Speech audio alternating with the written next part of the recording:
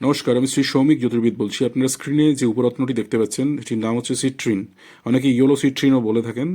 এটি মূলত বেশি পরিমাণে পাওয়া যায় ব্রাজিলে, এছাড়াও আফ্রিকা অঞ্চলে পাওয়া যায়, যেসব মাদাগাস্কার, সেই সঙ্গে তানজানিয়া এবং পার্শ্ববর্তী অঞ্চল জাম্বিয়া ইত্যাদি অঞ্চলেও কিন্তু প্রচুর পরিমাণে এই সিট্রিন পাথর কিন্তু পাওয়া যায়।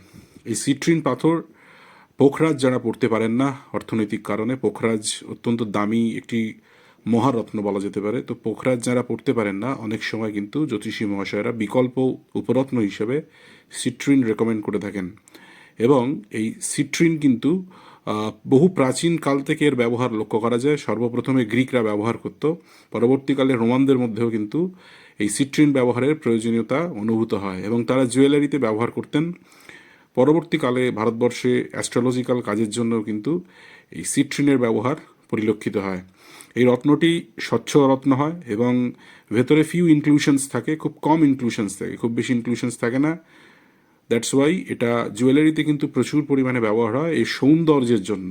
অ্যাকচুয়ালি সিট্রিন কথাটাই এসেছে সিট্রন, ফ্রেঞ্চ ওয়ার্ড সিট্রন থেকে, যেখানে একটা আনন্দময় কালার এরকম একটা কিছু অর্থ রয়েছে।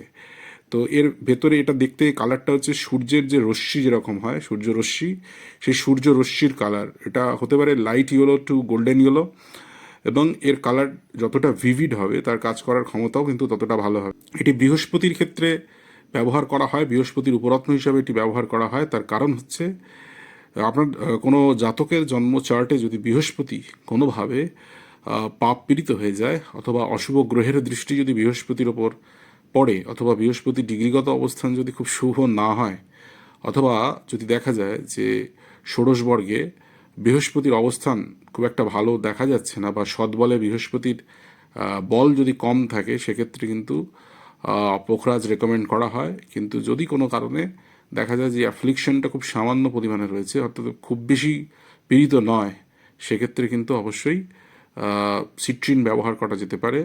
তো সিট্রিনেও কিন্তু কাজ হয় বলেই যারা ধারণ করেছেন তাদের অভিমত। সুতরাং সব কিছু অল্টারনেটিভ রয়েছে, জ্যোতিষশাস্ত্রে বিভিন্ন রকম অল্টারনেটিভ রয়েছে। শুধুমাত্র যে গ্রহরত্নের একমাত্র জ্যোতিষের রেমেডি তা নয়, আরও অন্যান্য অনেক রেমেডি রয়েছে।